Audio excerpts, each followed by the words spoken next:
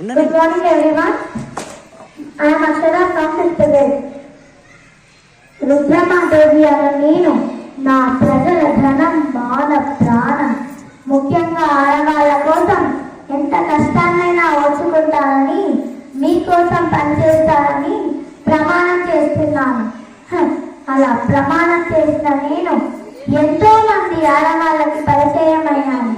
మా నాన్న గణపతి దేవుడికి పుత్ర సంతానం లేదు. అందుకని నన్ను మీ అందరికీ రుద్రదేవుడిగా పరిచయం చేశాడు. పాలన కోసం పడ్డాడు, ఎంతో కష్టపడ్డాడు, మన రాజ్యాన్ని గెలిపించాడు. అలా సుభిక్షంగా జరుగుతున్న పాలనలో నేను మీ రుద్రమాదేవిని తెలిసింది.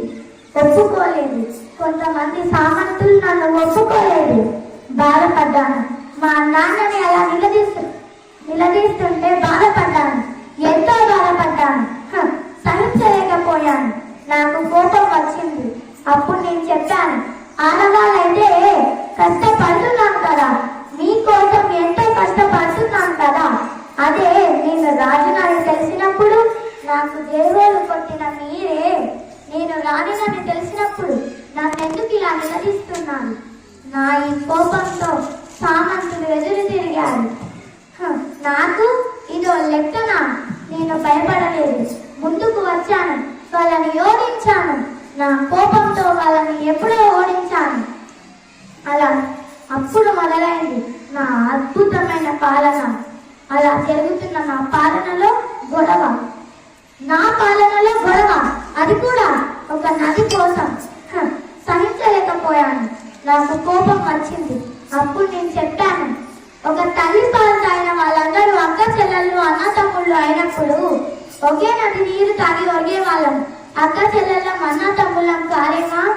నా ఈ మాటలతో ఎంతో మంది కలిశారు, ఎన్నో రాజ్యాలు కలిశారు, సుఖంగా జీవిస్తున్నాను.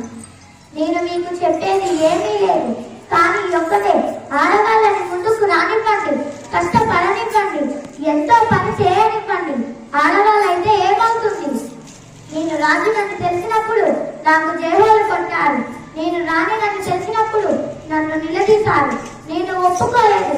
మళ్ళీ వచ్చాను, మన కోసం వచ్చాను, మన రాజ్యం కోసం వచ్చాను. నేను మీకు చెప్పేది ఒక్కటే, ఆడవాళ్ళని కష్టపడనివ్వండి, ఎంతో పని చేయనివ్వండి, ముందుకు రానివ్వండి. జై హింద్, జై భారత్, జై హింద్, జై భారత్. Thank you all.